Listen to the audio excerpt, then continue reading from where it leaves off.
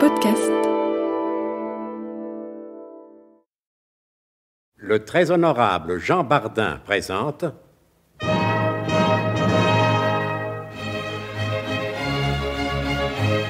Bon baiser de partout. Une émission secrète de...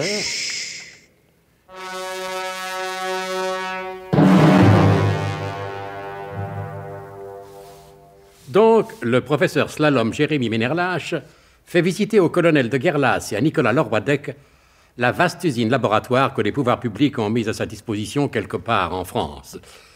Les locaux souterrains sont tellement vastes que le professeur et ses visiteurs se déplacent en patin à roulettes. Vous avez devant vous le biglotron, le fameux biglotron, qui n'existe à l'heure actuelle dans le monde qu'à un seul exemplaire, celui-ci. Qu'est-ce que vous en dites, colonel? Moi? Rien, Lorwadec. C'est le professeur qui parle. Oh, c'est vrai, pardon, professeur. Le biglotron est entièrement réalisé en matière agnostique, autrement dit, pour éclairer les profanes, que vous êtes, en roubellure de plastonium saligo-valant. Comme vous le voyez, il se présente sous la forme d'un tripode solipède rectangle, c'est-à-dire d'un ictère octo-polygonal à incidence ipso-facto-verso-rectométrique. Oui, ça se voit au premier coup d'œil. Lorwadec. Excusez-moi, colonel. Tel qu'il est, le biglotron se compose, ou plus exactement se décompose, en 3 circuits principaux, et dont voici par ordre d'entrée en action le processus fonctionnel de sa posologie fondamentale et caractérielle.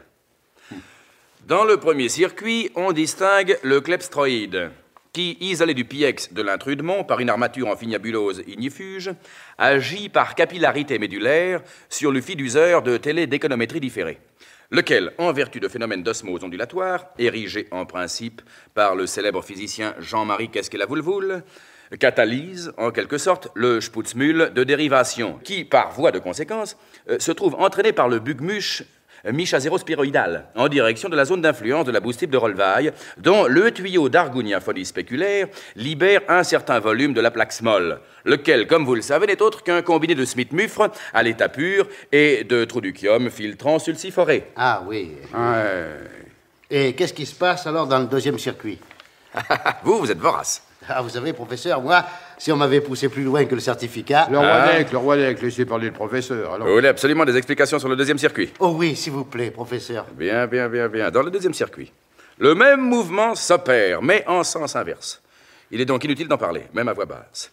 D'autant que c'est dans le troisième circuit que se trouvent étroitement conjugués les éléments majeurs de vérité, parmi lesquels le Spatzmock rotatif à crémaillère alternative, dont le rôle de générateur permanent d'énergie est prépondérant, puisque, par le simple truchement de son induit giclé, il polyphosphérypothéise littéralement le filtre à molécules butan, lequel, en dernière analyse, détermine l'angle orbiculaire et sinocoïdal du phoutésio-goniomètre à spirale intro-putréfactionnelle.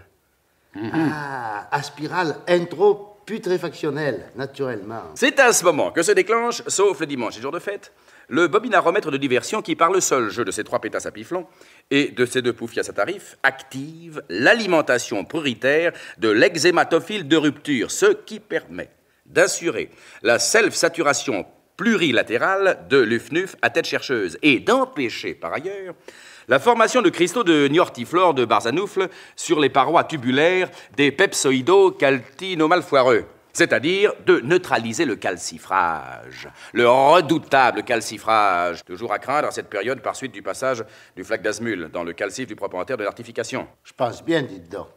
Oui, parallèlement enfin le flugdug métranoclapsoïdique naturellement, autrement ça n'aurait aucun sens. Je me disais aussi. Le flugdug, donc, prenant appui sur la mufée d'allergie du connecteur à rustine de distorsion hémorroïdostatique, canalise, d'une part, l'afflux des particules hypodméphésaloïdes et de l'autre, le reflux indexé des molécules hypersoncophroïdales. D'où élimination positive de toute interférence parasitaire puisque l'ensemble de la vélomation des circuits est en dernier sort simultanément contrôlé par l'amplificateur de Roupan et par l'utilisation rationnelle dans la bellure paphomotrice de la force extrafalsaroïdique, laquelle, comme nul ne l'ignore, est proportionnelle au carré des ondes à l'air d'un concentrique. Oui, et en somme, vous en êtes content? Alors, Lorwadec, je vous en prie. Non, laissez.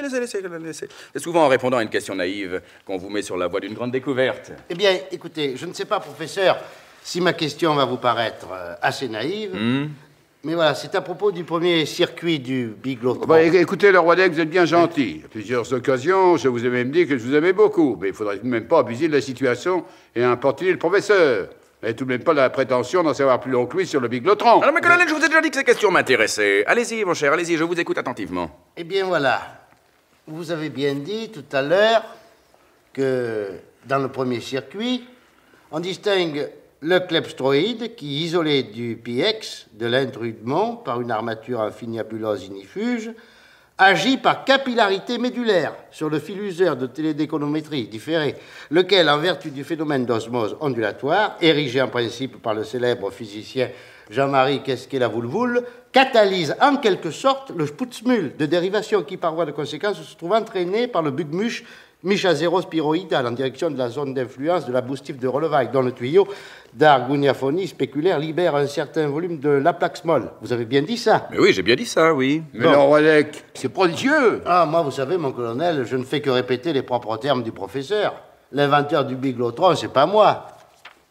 Vous avez raison, colonel, c'est prodigieux. Cet homme possède une mémoire prodigieuse, plus prodigieuse encore que la mienne. Comment vous appelez-vous déjà? Le roi d'Aix, Nicolas le roi d'Aix. Voilà l'idiot que je cherchais. Mais professeur, Puisque vous êtes doué de cette mémoire prodigieuse, vous devriez vous rappeler ce que je vous disais tout à l'heure quand vous êtes entré dans mon appartement. bien sûr que je m'en rappelle.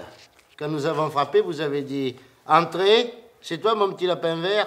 Le colonel vous a répondu « Non, c'est pas moi le petit lapin vert », à quoi vous avez rétorqué « Ah, alors c'est l'idiot. » Et ensuite, je vous ai expliqué que certains débiles mentaux possèdent des facultés extraordinaires qu'on ne rencontre pas chez les sujets dits normaux. Oui. Certains sont des calculateurs prodigieux, d'autres possèdent la mémoire absolue comme vous. Ah oui, mais professeur, je suis pas un débile mental. Tant mieux. Est-ce que vous savez jouer aux échecs? Ah, je me défends assez bien. Naturellement, avec une mémoire pareille. Que diriez-vous si je vous demandais de devenir mon assistant? Oh, professeur, je vous assure que ce n'est pas mon genre du tout. Comment ça, pas votre genre? Ah, j'ai bien vu comment vous choisissez vos assistantes. Mais vous aussi, vous aurez autant d'assistantes que vous le voulez. Allons, Nicolas le roi d'Aix, restez avec moi. C'est oui? Et moi alors? J'ai peut-être mon mot à dire dans toute cette affaire, non?